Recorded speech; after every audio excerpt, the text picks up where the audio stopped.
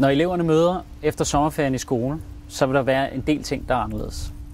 Der vil være understøttende undervisning, der vil være valgfag, der vil være nogle fag, som har fået flere timer.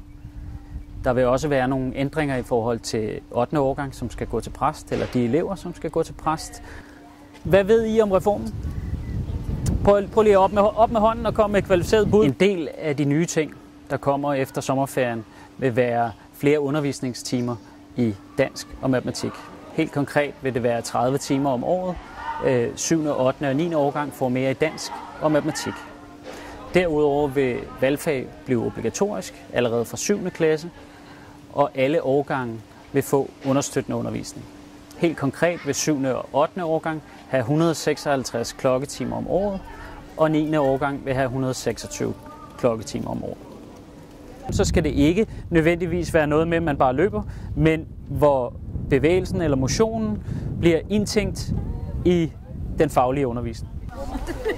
Bevægelse i undervisningen i udskolingen på Solvangsskolen, der har vi valgt at inkorporere den del i den fagopdelte undervisning. Således der både er motion og bevægelse, samtidig med at der er et læringsperspektiv. Der skal væk, det er rigtigt nok. Er det bare der skal væk? Valgfag i kommende skoleår vil der blive udbudt 10 fag, 10 forskellige fag, hvoraf eleverne skal prioritere 5. Der vil så være 3 perioder af 13 uger, hvor eleverne afprøver 3 forskellige forløb i løbet af skoleåret. Valgfagene vil være aldersintegreret, så man blander både 7., 8. og 9. klasse. Det betyder, at de vil få et interessefællesskab i stedet for et aldersfællesskab.